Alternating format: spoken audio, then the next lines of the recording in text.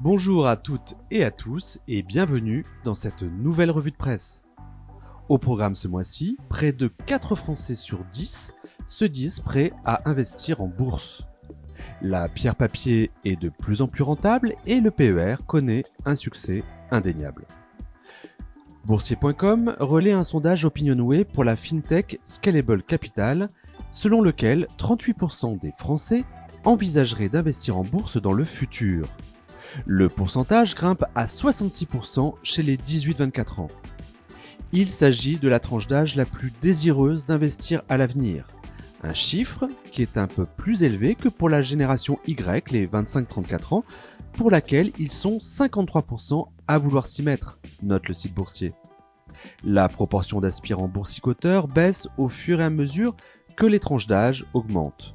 36% pour les 35-49 ans, 31% pour les 50-64 ans, pour atteindre les 27% pour les 65 ans et plus. Reste que les Français ne sont pas de grands amoureux de la bourse, tempère BFM Bourse. Selon une étude de l'INSEE, citée par la verticale Bourse de BFM, seulement 11% des ménages de l'Hexagone détenaient directement des actions en 2018. Notons néanmoins que cette proportion est sensiblement la même en Allemagne et en Italie, nuance le site de la chaîne d'information en continu. Selon Moneyvox, le rendement des SCPI va augmenter d'ici la fin de l'année. En s'appuyant sur les données de la plateforme France SCPI, le site d'information sur les finances personnelles observe que le taux de distribution moyen annualisé des sociétés civiles de placement immobilier a atteint 4,26% entre janvier et septembre, contre 4,2% pour la même période de l'an dernier. Mieux, le rendement moyen des SCPI pourrait même dépasser 4,5% en 2022, car les gérants de SCPI ont pris pour habitude de servir un dividende modeste à chaque trimestre et réajuster à la hausse le dernier versement lorsque l'année s'est bien passée, explique Moneyvox. Or, les loyers étant indexés sur l'inflation, les revenus des SCPI progressent avec la hausse des prix. De son côté, Le Monde rappelle qu'il est possible de loger des parts de SCPI dans un contrat d'assurance vie.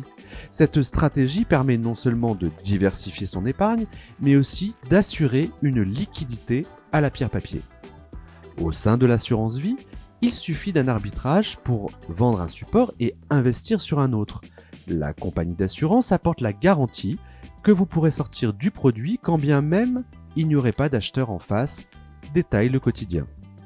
Un avantage très apprécié des épargnants. Boursorama salue le succès du PER.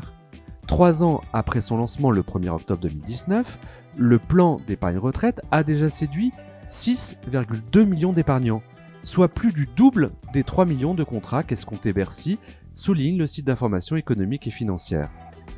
Le nouveau placement dédié à la préparation à la retraite ne manque, il est vrai, pas d'atouts, observent les Échos. Le quotidien économique en cite 4, dont en premier lieu sa grande souplesse.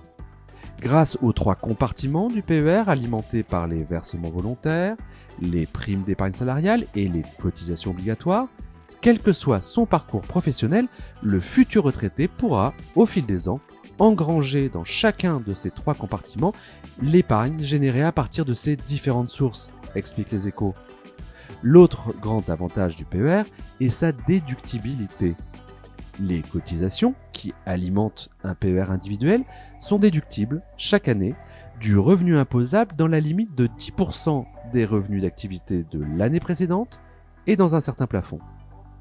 C'est tout pour cette nouvelle revue de presse, on se retrouve très vite pour un nouveau point sur l'actualité des finances.